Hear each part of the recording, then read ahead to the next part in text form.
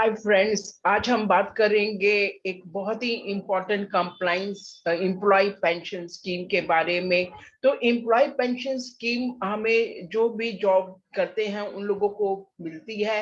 अब ये उनको या उनके किसी फैमिली मेंबर को मिलती है। तो ऐसी कौन कौन सी पेंशन स्कीम है, तो आज मैं आपको अपनी प्रेजेंटेशन से बताती हूँ।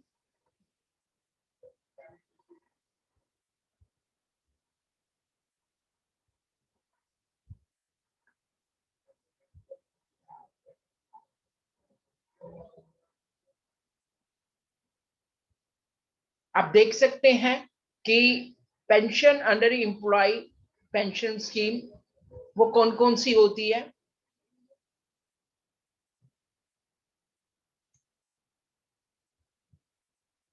सबसे पहले हम बात करेंगे विडो पेंशन के बारे में।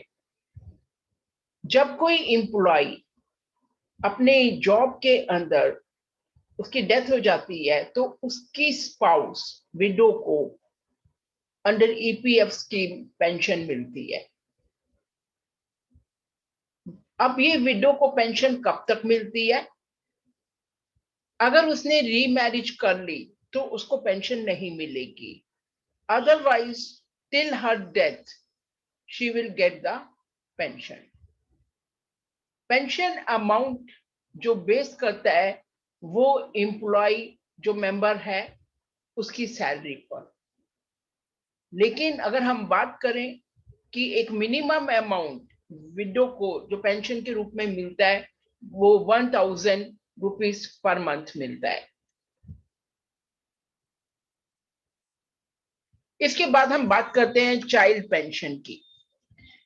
अब वो बच्चा जो अपने दोनों पेरेंट्स के डिकीज यानी कि डेथ के बाद अकेला बच जाता है तो ये पेंशन चाइल्ड पेंशन कहलाती है। The maximum amount of pension जो होती है वो 25% ऑफ विडो पेंशन उसको मिलती है।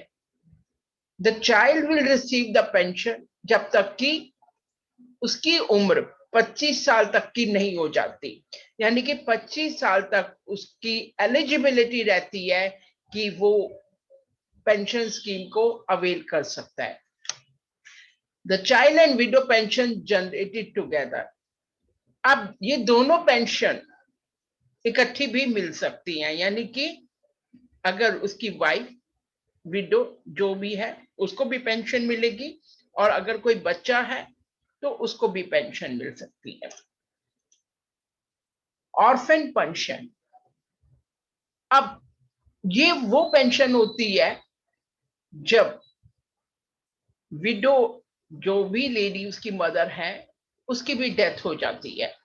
अब ये सर्वाइविंग चाइल्ड अकेला रह जाता है जिसको हम ऑर्फन बोलते हैं, तो ये ऑर्फन पेंशन के लिए एलिजिबल हो जाता है। और ऑर्फन पेंशन जो होती है वो maximum of 75% of widow pension मिलती है। An employee decide to withdraw the pension. अगर कोई भी एम्प्लॉय अपनी पार्टिकुलर एज जो कि गवर्नमेंट ने तय की है 50 इयर्स ऑफ रिटायरमेंट, राइट, उससे पहले अगर वो अपनी पेंशन स्कीम को लेना चाहता है या विड्रॉ करना चाहता है अमाउंट को, तो उसको reduce rate of 4% per year देना पड़ेगा। अदरवाइज उसको अगर वो अपनी 58 ईयर्स पे निकालता है तब ऐसी कोई रिडक्शन नहीं होती है। लेकिन अगर वो 58 की एज से पहले निकालता है तो उसको reducing rate of 4% per year देना होता है। Employee must be of 50 years to apply for the reduced pension। अब क्या है कि अगर कोई भी एम्प्लॉय अगर वो अपनी बिफोर रिटायरमेंट पेंशन को अवेल करना चाहता है तो वो रिड्यूस पेंशन के लिए भी उसकी उम्र कम से कम 50 इयर्स होनी चाहिए।